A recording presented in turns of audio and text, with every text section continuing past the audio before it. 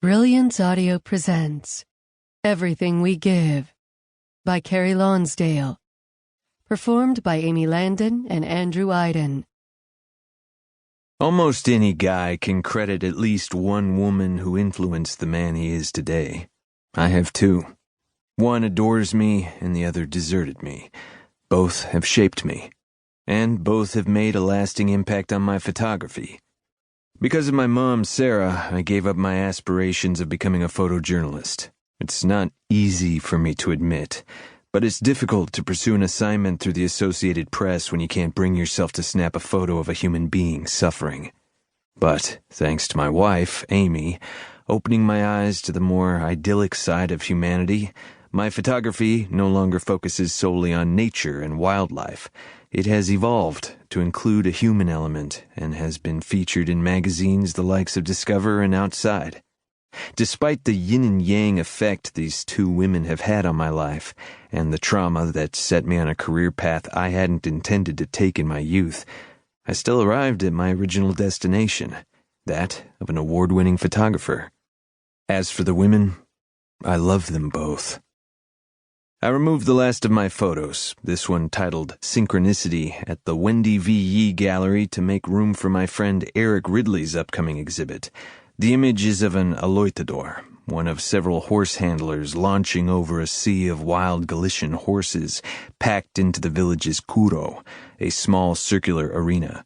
Dusty and sweaty, his arms defined with sinewy muscle, the Spanish horse handler has one goal in mind: land on the horse's back and manage it to stillness. I captured the shot last July at the Rapa das Bestas, an ancient shearing of the beasts ritual that occurs annually in the northwestern region of Spain. Wendy describes the photo to prospective buyers as a riveting example of man in sync with beast. It's one of the many I submitted to National Geographic last month when Eric heard of the magazine's interest in publishing an article about the Rapa. Eric introduced me to the photo editor, Al Foster, and I've just concluded a call with him. Al accepted my proposal. My work will be featured in an upcoming issue, and, if I'm lucky, I'll nab the issue's cover.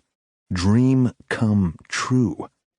I fist-pumped the air, then leaned Synchronicity against the wall with the other photos to be boxed and held in storage during the special exhibit. That's the last of them, I tell Wendy, making my way over to her desk. Her assistant Braxton is still out with the flu, so Wendy had called me to help prep the gallery for Eric's showing by taking down my work and putting up his. Wendy and I have known each other since our time at Arizona State University, when we both realized we weren't cut out for photojournalism. Wendy discovered she was better at selling photos than developing film, and my inner demons still waged their war. Landscape photography was safe, and I was good at it. Besides, a waterfall had yet to lunge at me and smack the equipment from my hands. Wendy looks up at me from where she leans over her desk. I have one more for you. She points her pen at a photo I'd hung on the far side of the gallery, a monochrome in gray of an Indonesian palm forest. Swooping patterns etch numerous acres across the panoramic shot. The design is almost beautiful until you realize forests have been decimated to supply the demand for palm oil, as noted on the placard Wendy had me post alongside the photo.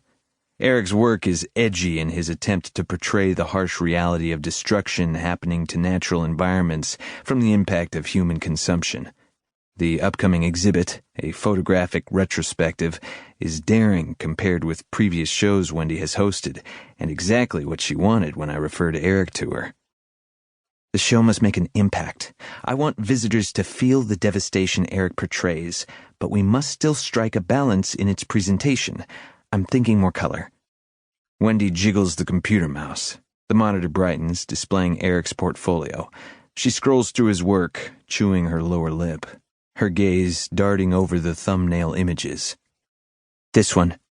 She clicks on the image, an aerial of a white farmhouse drowning in an expansive cornfield, combines slicing through the rows like an alien invasion. Knowing Eric, I'm sure the corn is genetically modified. Do you mind replacing the monochrome with the farm? Switch them for me, then I'm done with you.